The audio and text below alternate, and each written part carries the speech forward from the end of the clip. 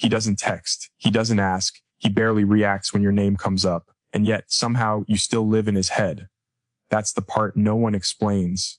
Obsession isn't always loud. Sometimes it hides behind indifference, casual smiles, and perfectly timed silence. Sometimes it shows up when he swears he's moved on, but still checks, still remembers, still compares everyone else to you.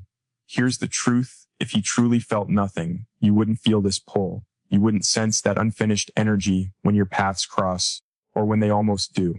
Something stayed with him. Something rooted deeper than attraction, deeper than desire. And the real reason? It has nothing to do with how you look, how often you gave, or how hard you tried. It's about what he felt when he was around you, and what he hasn't felt since. Stay with me. This goes deeper than you think. Authenticity creates gravity because it removes effort from connection, and effortlessness is what the human nervous system trusts most. When someone is authentic, they are not performing for approval or adjusting themselves to manage outcomes. They are simply present as they are. That presence carries weight. It slows the room down. People feel it before they understand it. This is where obsession quietly begins, not in desire, not in fantasy, but in the body recognizing something real. Most interactions are negotiations. People are scanning, filtering, editing themselves in real time. Authenticity interrupts that pattern. When you speak without strategy, when your reactions are clean and unforced, when your emotions aren't exaggerated or hidden, you create an environment where the other person's guard starts to loosen without conscious permission. They don't decide to feel drawn in. Their system responds automatically. This is why authenticity doesn't chase and doesn't cling. It doesn't need to. Gravity doesn't move toward objects, objects move toward it. When someone experiences you as real, they stop feeling the need to impress you. They stop performing a version of themselves designed to be accepted. That relief is subtle but powerful. It creates a contrast they don't find elsewhere. Later, when they are surrounded by people who are trying too hard, explaining too much, or asking to be chosen, their body remembers the quiet of being around you. Memory is not logical. It is sensory. It remembers tone, pacing, eye contact, pauses. Authenticity imprints because it bypasses the intellect and settles into feeling. This is also why authenticity creates obsession, even when the other person pretends it doesn't. Pretending is a mental act. Gravity operates beneath the mind. Someone can deny attachment while still being pulled by it. They can rationalize distance while still checking, remembering, replaying moments. What they are responding to is not the idea of you, but the experience of being around you. Authenticity allows people to feel seen without being dissected. You didn't try to define them. You didn't try to fix them. You didn't push for clarity before it was ready. That absence of pressure becomes addictive because pressure is everywhere. When someone realizes they didn't have to protect themselves around you, they don't forget it. Even if they walk away, the standard has been set. Authenticity also creates gravity because it signals self-trust. When you are comfortable expressing yourself without over-explaining or seeking validation, it tells others that you are grounded internally. Self-trust is magnetic because it suggests stability. People are drawn to those who feel anchored, especially those who are still searching for their own footing. Without saying anything, you communicate that you are not trying to extract value from the interaction. You are not there to be filled. You are already full. That fullness removes urgency, and urgency is what kills desire. When nothing is demanded, curiosity has space to grow. Curiosity turns into attention. Attention lingers. Another overlooked aspect is that authenticity allows unpredictability in the best way. Not chaos, but honesty. Your reactions are not rehearsed. Your silence is real silence, not a tactic. Your interest isn't exaggerated, and your distance isn't punishment.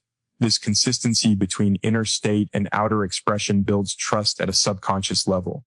Trust does not always lead to commitment, but it almost always leads to fixation. The mind returns to what felt solid. The body remembers what felt safe. That safety doesn't fade just because contact ends. It becomes a reference point. Everything else is measured against it, often unconsciously. Authenticity also removes the illusion of control from the other person. They cannot predict you by rules or formulas. They can't manipulate outcomes by pulling levers. You respond, not react. That independence unsettles people who are used to managing dynamics. It makes them pay attention. It makes them wonder. Obsession often grows from what cannot be controlled. but also does not threaten. You were not trying to be unforgettable, yet you became difficult to replace because you were not interchangeable. Authenticity cannot be copied. Others may resemble you externally, but the internal alignment they felt with you does not repeat easily, and that absence becomes noticeable in quiet moments, in pauses between distractions, in the space where something real once existed and still quietly pulls. Emotional safety lingers because it settles into the nervous system rather than the memory. People don't remember every word spoken, but they remember how regulated or unsettled they felt in someone's presence. When you create emotional safety, you are not doing something dramatic or obvious. You are doing something rare. You are allowing another person to exist without judgment, without urgency, without the fear of being misunderstood or exposed. That kind of safety doesn't announce itself while it's happening. It becomes noticeable only after it's gone. When the noise returns, when interactions feel tense or performative again, the body remembers the contrast. That remembrance becomes attachment, not as longing for a person, but as longing for a feeling that has not been replicated. Emotional safety is built through restraint as much as expression. It shows up when you listen without interrupting, when you don't rush to label emotions, when you allow silence to breathe without filling it with reassurance or demands. Many people confuse connection with intensity, but intensity often activates anxiety rather than trust. Safety is quieter. It feels like nothing is about to go wrong. When someone feels emotionally safe, their mind stops scanning for threats. Their shoulders drop. Their speech slows. They reveal things without realizing they are doing so. This unguarded state is deeply vulnerable, and vulnerability experienced without consequence leaves a lasting imprint. Once someone has been that open with you, even briefly, their system records you as a place of refuge. What makes emotional safety linger is that it does not ask for proof or performance. You did not need them to be impressive. You did not punish them for confusion or inconsistency. You didn't turn their uncertainty into a problem that needed solving. Instead, you allowed complexity. You allowed them to be unfinished. That acceptance becomes rare in adulthood, where most relationships come with expectations, timelines, and emotional transactions. When someone realizes they could show up imperfectly and still be met with steadiness, it changes their internal baseline for connection. Even if they are not ready to meet that standard themselves, they cannot unfeel what it was like to be met there by someone else. Emotional safety also lingers because it exposes contrast in future interactions. After being around you, other connections feel sharper, louder, more conditional. People may not consciously trace that discomfort back to you, but their body does. They notice they are bracing again, filtering again, managing again. The absence of safety becomes obvious only once safety has been experienced. That awareness creates a quiet pull, not necessarily toward reunion, but toward the feeling you embodied. Since feelings are associated with people, you become the symbol of that calm. Even when they tell themselves they don't miss you, their system seeks what you represented. Another reason emotional safety creates obsession is because it removes the fear of emotional consequences. When someone trusts that their feelings won't be used against them, dismissed, or amplified into drama, they relax into honesty. That honesty creates intimacy without force. Intimacy formed without pressure is difficult to replicate because it wasn't engineered. It happened naturally without strategy. Later, when relationships feel effortful or transactional, the memory of ease returns. Ease is addictive. It doesn't spike dopamine, but it stabilizes the nervous system, and the nervous system remembers stability as survival. Emotional safety does not require constant closeness. In fact, it often survives distance. Because it is not tied to reassurance or availability, it doesn't collapse when contact fades. Someone can go weeks or months without seeing you and still feel the echo of calm associated with you. That is why emotional safety can coexist with denial. The mind may move on, justify separation, or minimize significance, but the body still recognizes the imprint. Safety becomes a reference point, and reference points do not disappear just because they are no longer accessed daily. When you offered emotional safety, you did not trap them. You did not create dependency. You gave them space to breathe. Ironically, that freedom is what makes the feeling persist. People return internally to places where they were allowed to be fully human without cost, because those places are rare and necessary. Emotional safety lingers because it was never about holding on. It was about allowing, and what is allowed leaves the deepest mark. Unspoken connection forms in the spaces where nothing needs to be clarified or defended. It lives in pauses, in shared glances, in moments where conversation slows and neither person rushes to fill the silence. Most relationships rely heavily on explanation because people are afraid of being misunderstood. When an unspoken connection exists, that fear dissolves. There is an intuitive sense of being on the same frequency where meaning is felt rather than articulated. This kind of connection does not demand constant affirmation because it is already understood at a level beneath language. What makes it powerful is that it bypasses logic and settles into recognition, which is why it is so difficult to forget. Unspoken connection develops when two people are emotionally attuned without trying to manage each other. You didn't interrogate moods or insist on definitions. You allowed emotions to pass through without analysis.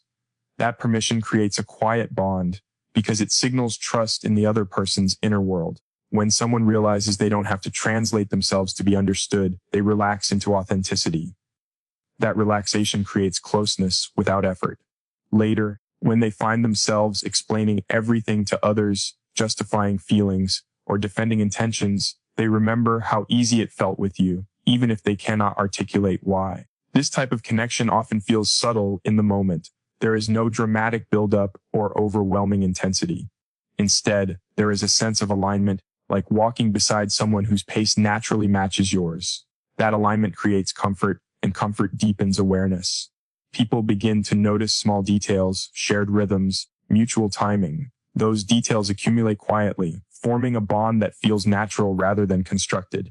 Because it was not labeled or forced, it feels pure. Purity of experience is rare, and rare experiences tend to stay alive in memory long after circumstances change. Unspoken connection also creates obsession because it resists closure. Words provide endings. Conversations define boundaries, conclusions, and narratives. Silence leaves space. When a connection exists largely without words, it is harder for the mind to categorize or dismiss. There is no clear story to resolve, no final explanation to file away. The mind continues to circle it, not because of unfinished business, but because the experience remains open-ended. Open-ended experiences linger because the brain seeks completion, yet unspoken bonds do not offer a clear point of resolution. Another reason this connection endures is because it often reflects mutual respect. You did not demand access to their inner world, and they did not feel invaded. That respect creates a sense of equality that is deeply grounding. Many connections are built on imbalance, pursuit, or emotional leverage. An unspoken bond feels different. It feels like standing side by side rather than facing off or chasing. That equality is rare enough that when someone experiences it, they recognize it as something distinct. Even if they later enter relationships that are louder or more defined, the memory of mutual ease remains. Unspoken connection also allows people to project meaning in a way that feels personal rather than imposed. Because nothing was over-explained, the experience remains emotionally flexible. It adapts to the person's inner landscape over time. As they change, the memory of you changes with them, staying relevant in different ways. This adaptability keeps the connection alive internally. It doesn't become outdated because it was never fixed in language. It lives as a feeling rather than a story. And feelings are more resilient than narratives. This kind of bond is often accompanied by shared values that were demonstrated rather than declared. You showed consistency, presence, and respect through action and timing rather than promises. Those demonstrations register deeply because they align with instinct. Instinct trusts behavior more than words. When someone senses that your actions and inner state were aligned, they internalize that trust. Even after separation, that alignment remains associated with you. It becomes a benchmark against which other connections are measured, often unconsciously. Unspoken connection persists because it honored individuality. Neither person had to surrender their identity to maintain closeness. That balance between togetherness and autonomy creates a sense of wholeness. Wholeness is not dramatic, but it is deeply stabilizing. When people lose access to something that made them feel whole without being consumed, they notice the absence in quiet moments. They may not seek to recreate it consciously, but they feel the gap. That gap draws the mind back to the last place it felt naturally filled, not through intensity or explanation, but through simple, shared presence that required nothing more than being there. Consistency over intensity reshapes the way attachment forms because the nervous system trusts patterns more than peaks.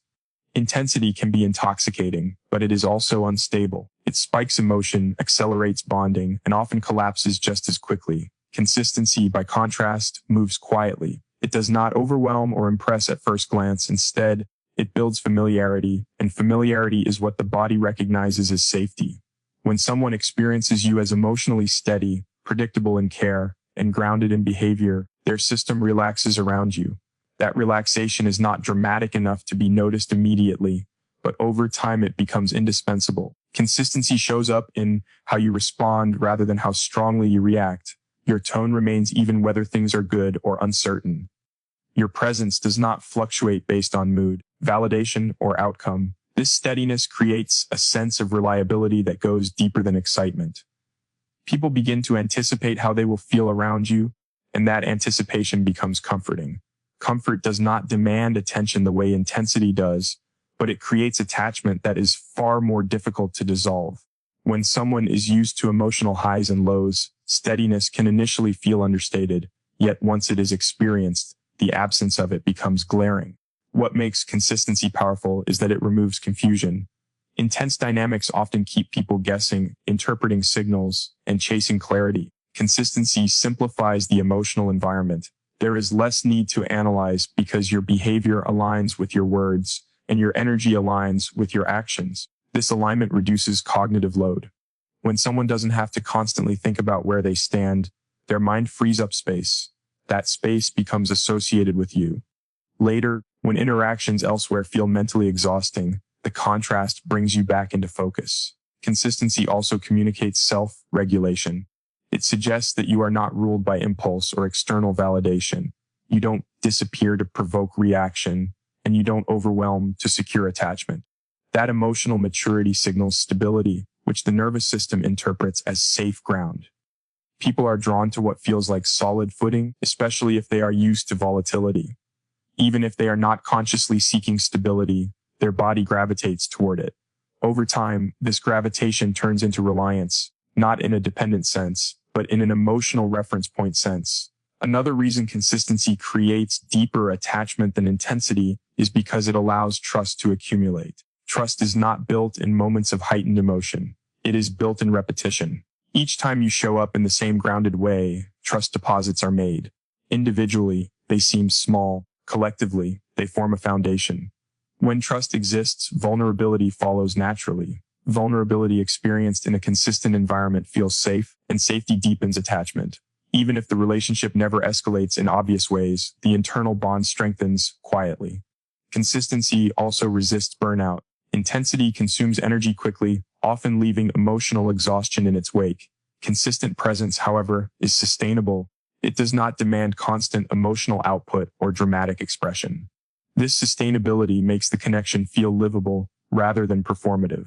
People imagine longevity with what feels livable.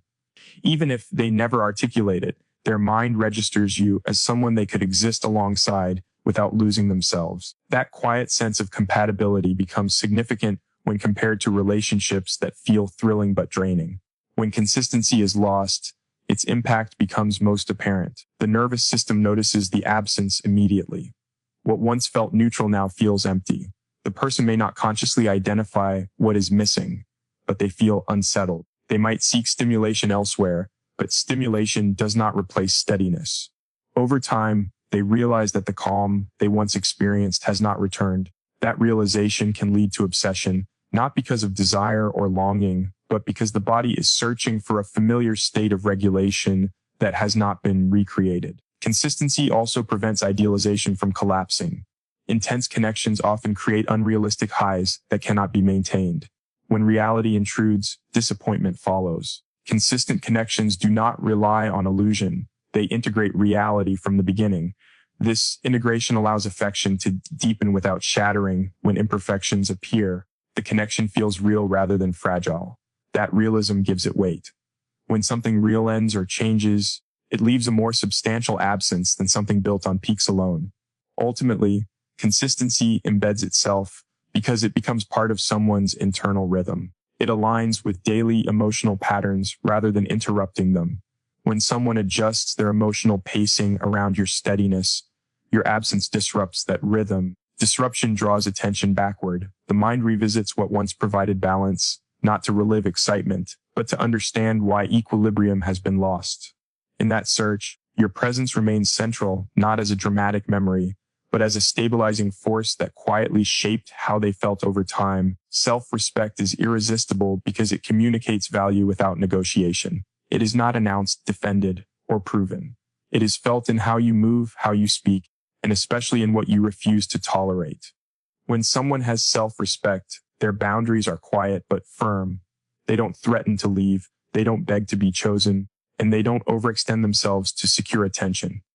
This creates a powerful psychological effect because it removes leverage from the other person. There is no button to press to control your reactions, no emotional currency to exploit. That lack of access creates intrigue and attention, not because you are withholding, but because you are complete without external validation. Self-respect shifts the dynamic from pursuit to observation. Instead of chasing, the other person begins watching. They notice how you don't over-explain your feelings, how you don't argue to be understood, how you step back when something doesn't align, instead of escalating to force alignment. This restraint signals inner authority. Inner authority is compelling because it suggests you trust yourself more than you need approval. People are instinctively drawn to those who appear anchored internally, especially if they themselves feel uncertain or fragmented. That contrast creates focus. Focus turns into fixation. What makes self-respect particularly powerful is that it activates reflection. When you don't tolerate inconsistency, avoidance, or half effort, the other person is forced to confront their own behavior. You become a mirror not by confrontation, but by absence. You don't punish. You simply don't participate in dynamics that diminish you.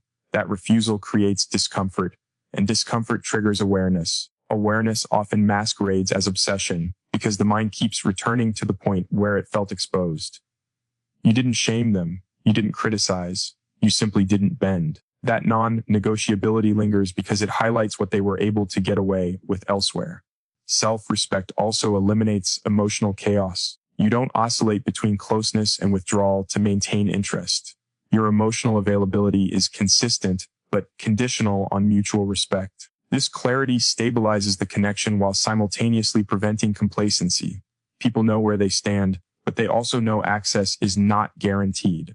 That balance is rare. Most dynamics lean toward accommodation or emotional games. Self-respect avoids both.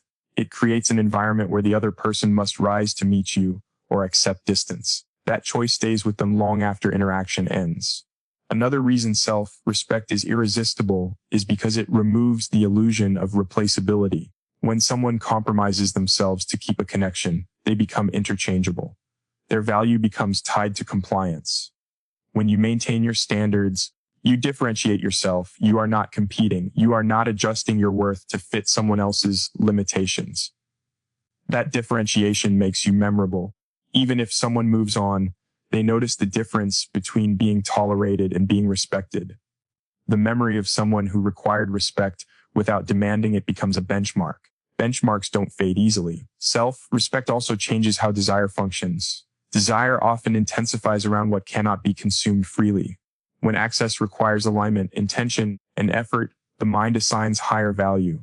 This is not manipulation. It is a natural response to scarcity combined with integrity. You are available, but not at the cost of yourself. That condition creates tension, and tension sustains attention. The other person may resist it, rationalize it, or avoid it, but the internal pull remains because the standard you set did not move to accommodate them. Importantly, self-respect does not seek to be admired. It exists regardless of recognition. This independence removes emotional dependence from the dynamic. When someone realizes you are not waiting for their validation, they reassess their position. Power subtly shifts, not power over them, but power within yourself. That internal power unsettles people who are used to being needed. They may distance themselves, but distance does not dissolve the impression. It often intensifies it because separation highlights what was different about you. Self-respect also protects your emotional energy. You don't overinvest prematurely. You don't give more than is reciprocated. This pacing prevents burnout and resentment, keeping your presence clean. Clean emotional energy feels good to be around. There is no hidden agenda, no unspoken debt. That cleanliness creates ease, and ease paired with strength is rare. Rare combinations leave strong imprints. When someone encounters self-respect, they don't just encounter another person. They encounter a standard. Standards provoke comparison, and comparison provokes introspection. Even if they choose not to meet that standard, they carry it with them. They measure future interactions against it, often unconsciously. The absence of that level of self-respect in others becomes noticeable. That noticing brings your memory forward again and again, not as longing, but as recognition of something solid they once encountered and did not replace. Reflection becomes attachment, because people don't bond most deeply to those who impress them, but to those who reveal them to themselves. When someone feels more aware, more honest, or more aligned in your presence, the experience doesn't register as attraction alone. It registers as recognition. You didn't just exist alongside them, you activated parts of them that often stay dormant. That activation creates a powerful internal association. The mind links you not only to who you are, but to who they felt capable of being around you. Losing access to a person is one thing. Losing access to a version of yourself is something entirely different. This kind of reflection happens quietly. You didn't interrogate them or analyze their behavior. You didn't tell them who they were. You simply responded to what was real. Your listening was clean. Your reactions were proportionate. Your presence invited honesty without demanding it. In that environment, people tend to drop defenses naturally. They speak more truthfully, think more clearly, and feel more grounded. Later, they may not remember specific conversations, but they remember feeling more like themselves. That feeling becomes valuable because it is rare. Most relationships require adjustment, self-editing, or emotional compromise. When someone realizes they didn't have to distort themselves around you, the experience embeds deeply. Reflection becomes attachment because it alters self-perception. Around you, they may have noticed patterns in their behavior they hadn't seen before. They may have felt calmer, more intentional, or more emotionally regulated. These shifts don't feel imposed. They feel self-generated, which makes them empowering. Empowerment, experienced in connection, creates a subtle dependency, not on the person, but on the state of being the person enabled. When that connection ends or changes, the loss is felt internally first. The nervous system searches for the conditions that allowed that clarity and memory points back to you. What intensifies this attachment is that reflection does not flatter. You didn't inflate their ego or reinforce illusions. You reflected accurately. That accuracy is disarming. When someone feels seen without distortion, they feel respected. Respect deepens attachment because it validates identity rather than performance. Even if the reflection was uncomfortable at times, it still held value because it was honest. People may resist honesty consciously, but internally they register it as truth. Truth leaves a stronger imprint than comfort alone.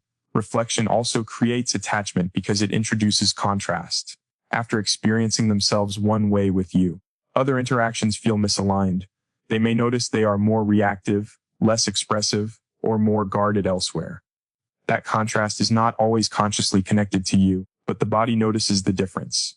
The mind starts comparing. Comparison brings memory forward. Memory brings feeling. Feeling brings fixation. This process doesn't require longing or intention.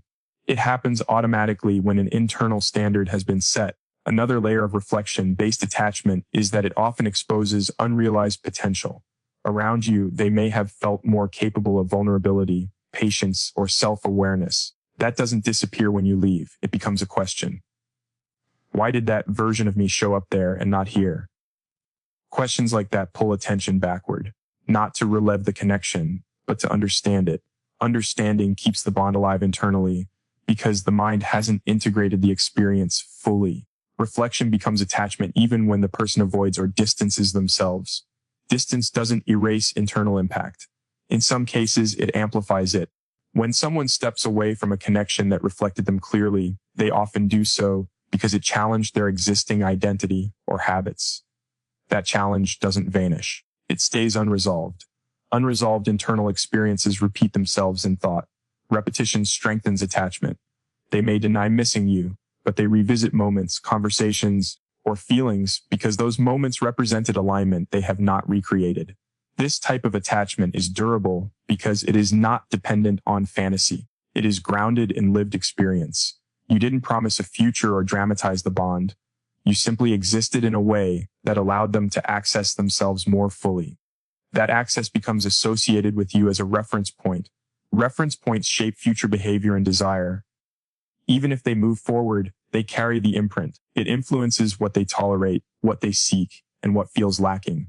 Reflection also turns you into a silent standard. You don't compete with others because you occupy a different category. You are not remembered as the most exciting or the most intense, but as the most clarifying. Clarification is addictive because it reduces internal noise. When noise returns, the mind searches for the last place it quieted. That search doesn't need hope or intention. It's automatic. The attachment exists not because you held on, but because you revealed something real. And once something real has been seen, it cannot be unseen. So if there's one truth to carry forward, it's this: what keeps someone tethered to you isn't what you did, gave, or proved. It's what shifted inside them when you were present. Your authenticity created gravity without effort. Your emotional safety gave their nervous system rest. Your unspoken connection bypassed explanation and lived in feeling. Your consistency offered stability in a world of emotional noise. Your self-respect set a standard that couldn't be negotiated away, and your reflection allowed them to see themselves more clearly than they had before. That combination doesn't fade with distance or denial. It doesn't disappear when someone pretends they've moved on, because it was never about attachment in the ordinary sense. It was about recognition. And once someone has experienced a version of themselves that felt more grounded, more honest, more whole, that experience becomes a reference point they carry everywhere. You don't need to chase that kind of impact. You don't need to remind anyone of it. It lives on its own, quiet, steady, unavoidable.